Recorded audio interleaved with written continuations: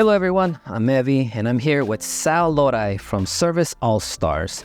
And today we're going to cover a few things that I think is going to help everyone understand and learn a little bit about what it takes to run a business.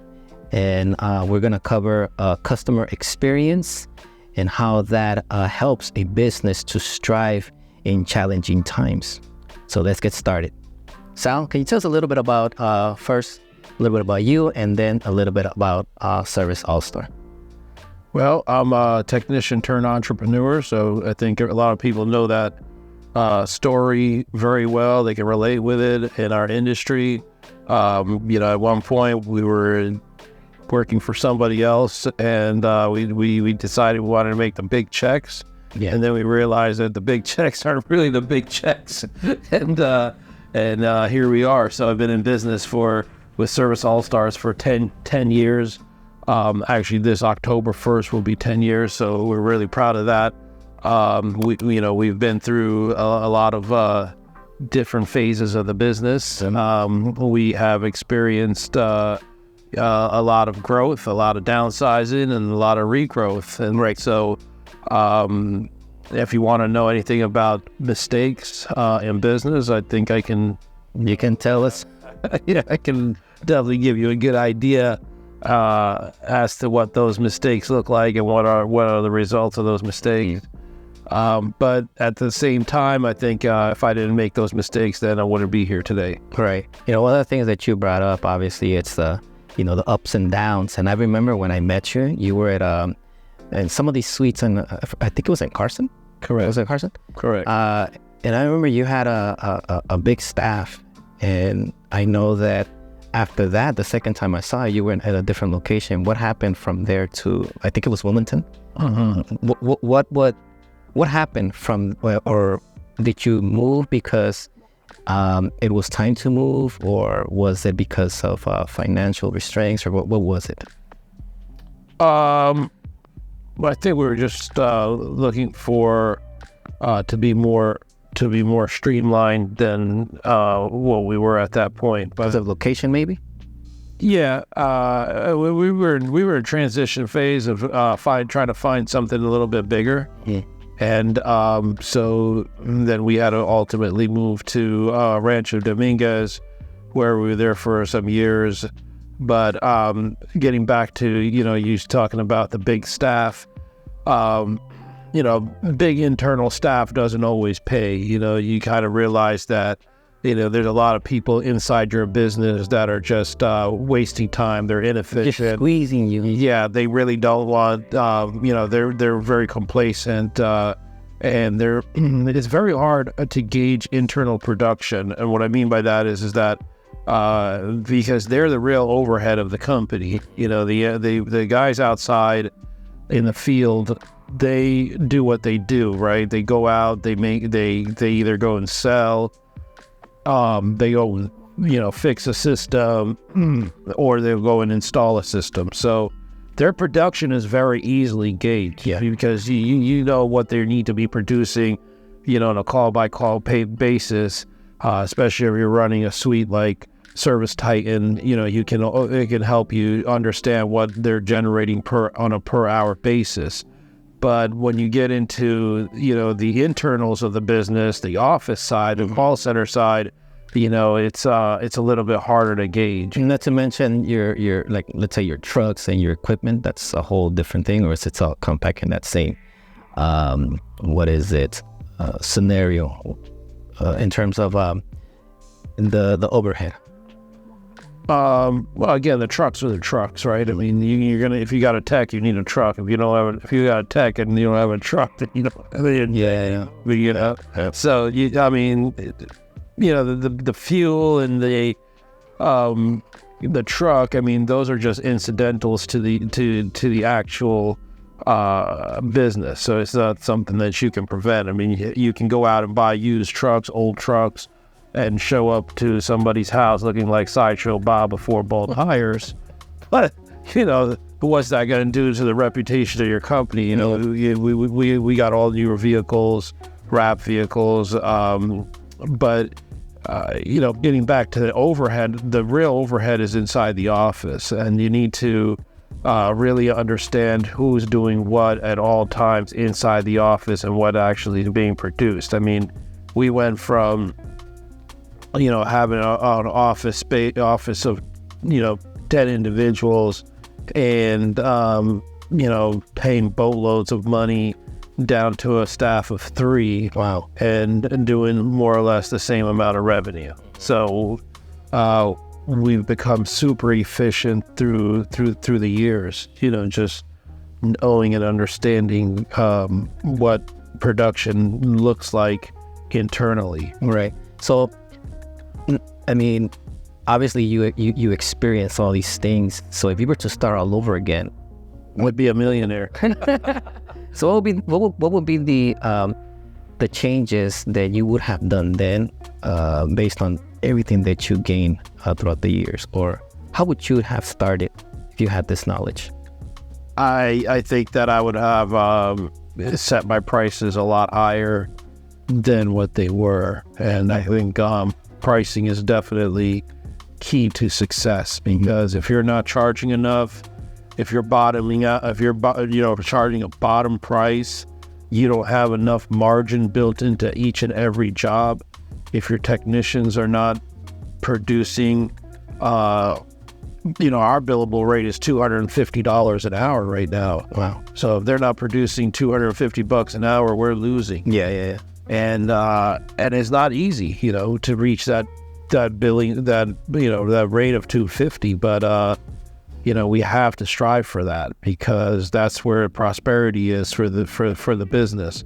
And I think a lot of techs turn entrepreneurs, they don't understand pricing, and either they quickly go into debt, or they go out of business, or they regroup, reform, and they figure out that whatever it was they were charging wasn't enough. Do you think because of the competition, everyone starts low because they just want to get in the door? And yeah, I mean, they just want revenue, but they don't understand that revenue is not good. It's not all money is good money, and you have to, if for anybody starting out right now, I mean, I would tell you that, you need to price higher and higher and higher and higher, and that's, you got to just keep going higher. You have to keep adjusting your pricing.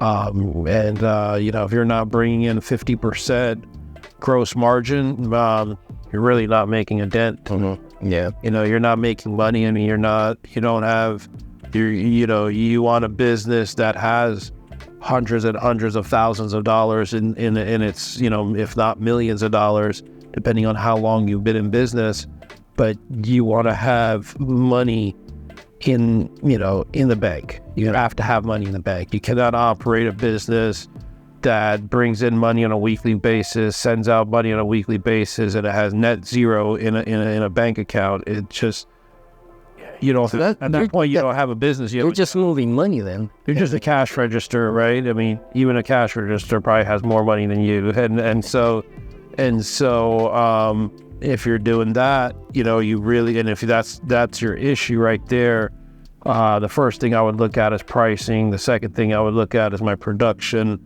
Getting back to the topic, customer experience, when it all ties in, you can't give 5-star service without charging 5-star prices. Yeah. So that's just it. If you're not charging 5-star prices and you're bottomed out, you mean your service is not really that good. And that's what we tell our customers, that in order for us, do you see all our 5-star reviews? Do you see, how long we've been in business? And the reason is because of the prices that we charge. And we're not the most expensive company out there, but we're a lot more expensive than what we used to be a few years ago.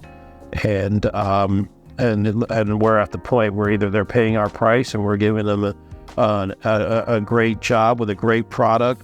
We're not cutting any corners, and our customers at the end of the day appreciate that. And if they don't want to pay it, then they can go with somebody else who's probably going to put in a different unit inside their house, like a Goodman, or even a lot of these big names like Lennox and Carrier. They sell all different types of quality quality brand. And they'll pay the consequences later on because it's going to break down. Of course, we every day we fix other people's installs, and we make money off of that because they hired a company to come in and not do it the right way. And so it just the way I explain it to clients is, you're not buying a table. A table is an object that doesn't move, right? You put it there one time and that's it. You can kind of look at it and engage the quality. When you're buying something like an air conditioner or a furnace and ductwork and all of this kind of stuff, there's moving parts involved, and if it's not installed properly, it's gonna fail prematurely. Plus, you have to consider the maintenance. I mean, once you have the machine, it just doesn't stay there. You have to make sure that your filters are clean in order for it to function properly, and then all these other components. We mentioned, obviously, customer experience, but in order for customer experience to happen, it needs to start from within, right? The company culture. How does that work? How do you promote good company culture within the business? Well, we teach all of our personnel inside the business that the company stands on 5 different principles, and that's service, reliability, quality, value, and service. So the whole company, that's our core values. That's what the company stands on. That's what we believe in providing our clients on a day in and day out basis. Now, when they call into Service All Stars, it starts really from the marketing and the image that we put forward, and then that translates into people taking the calls inside the call center and our training with them. It's on a whole nother level, because we teach them that we have to exemplify on the phone these core values, and then that translates into our technicians, into our sales guys, and then when they go out, they exemplify those core values as well. And then we add the guarantees on top of that. Right. So we right now we're offering 10 different guarantees on every single proposal, 5 different guarantees on every single repair. We have a lifetime repair guarantee. So as long as they do the maintenance with us, we will guarantee that repair will last for a lifetime. So, in other words, customer experience, company culture, it's what makes Service All-Star provide this exceptional service to the client. Yep. And what we've learned through the years, it's taken a long time, but the last few years, I can say that we've actually held true to our core values, and then these guarantees that we've implemented. And we are not the biggest company out, but if we can continue recruiting people and actually training them inside of our core values and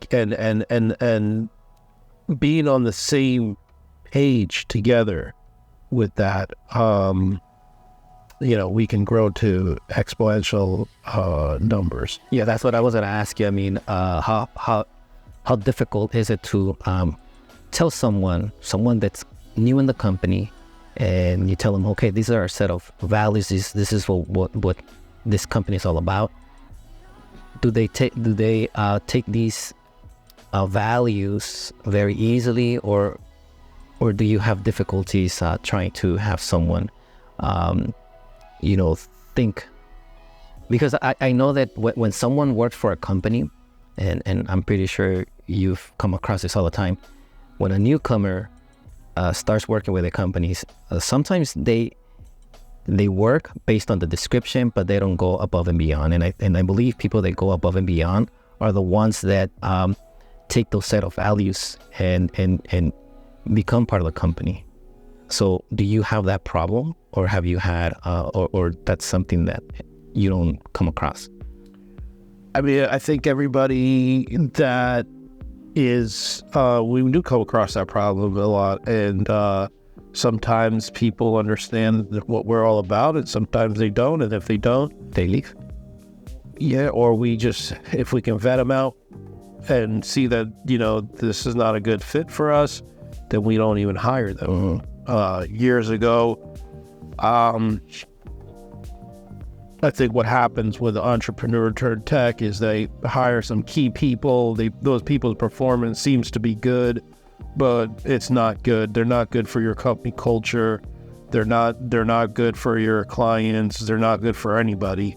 Are they producing revenue? Yes, they're probably producing revenue, but revenue is not everything. And that's, as a business owner, you have to understand that it's not about being the biggest, the most, and bringing in the most revenue. And then because you could get to a certain point and just have a very hollow core, because the individuals that are around you have hollowed you out, and what they'll do is a lot of times when you're small, they'll figure out that they're the it guy, they feel like without them there is no company, and they actually make the ownership start believing in that.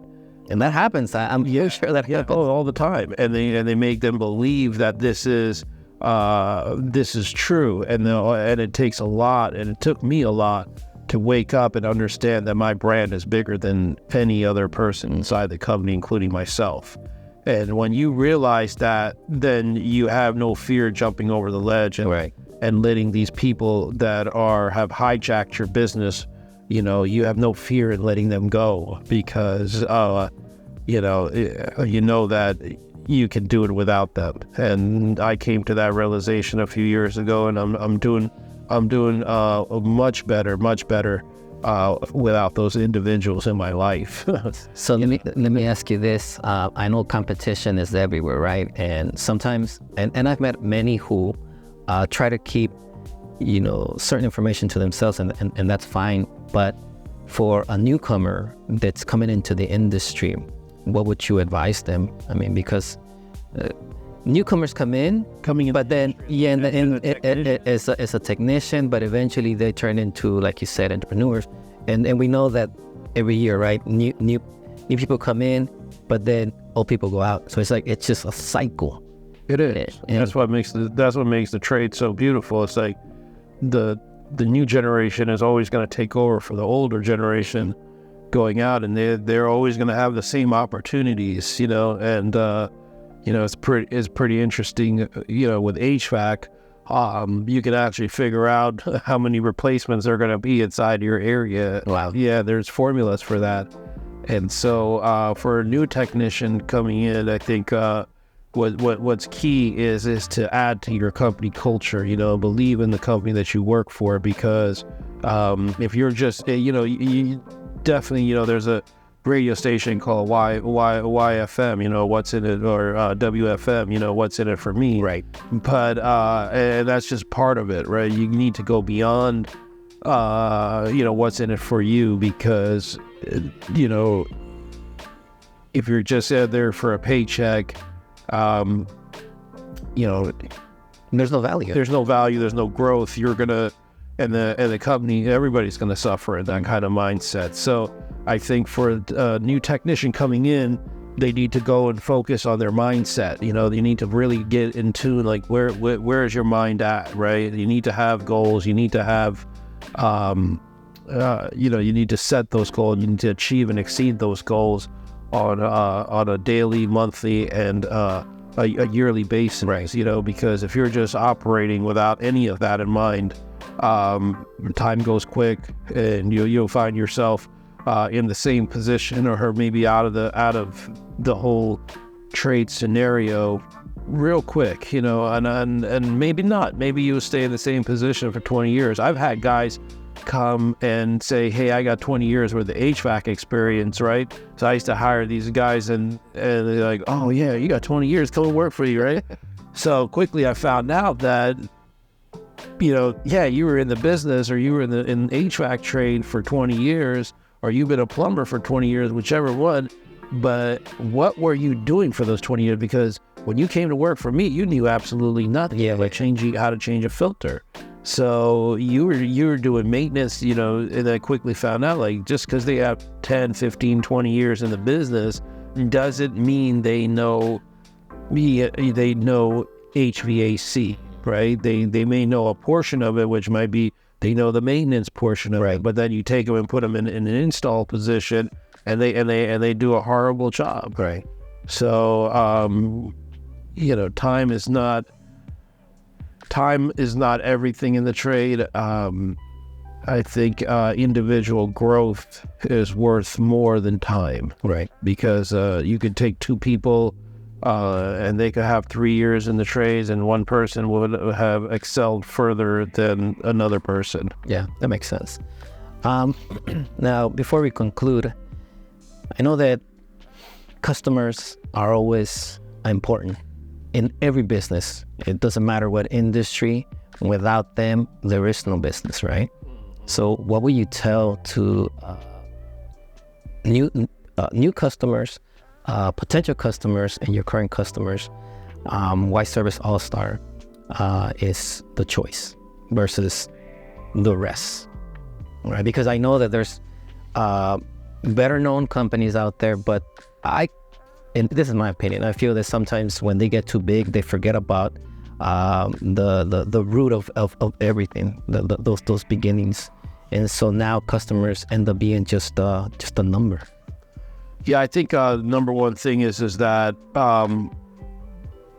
we are not running any kind of scams with our clients. There are companies out there much larger than us that are actually scamming. Their technicians are running scams, and they're not able to really understand that, maybe they are or aren't, but, we have to stop scamming clients in our industry, in our business, because it's given our business a bad name. Yeah. And that's number one. You will not find anybody at Service All-Stars that is running any type of scam with their clients. And what I mean by that is that you'll have technicians go to houses and say they need something when they really don't. Freon, a hard start kit, a capacitor, so on and so forth. So there are companies bigger than us that are doing this today, right now. Wow. Yes, and they have hundreds and hundreds of technicians. Next thing is that other companies have fluctuated in their product offering, meaning that they've offered Goodman 1 year, next year Lennox, come back, offered Train and this and that. We've been very consistent in our offerings, right? So we've primarily focused on the number one brand in the business, which is American Standard. And that's what we've been offering for the last 10 years. And as far as our ductless systems is concerned, we've been offering Mitsubishi for the last 5 years. So we are very, very consistent in our delivery of product. Right. I think other companies are offering builder models, and they're selling it for a lot more than what we sell it for. Mm-hmm.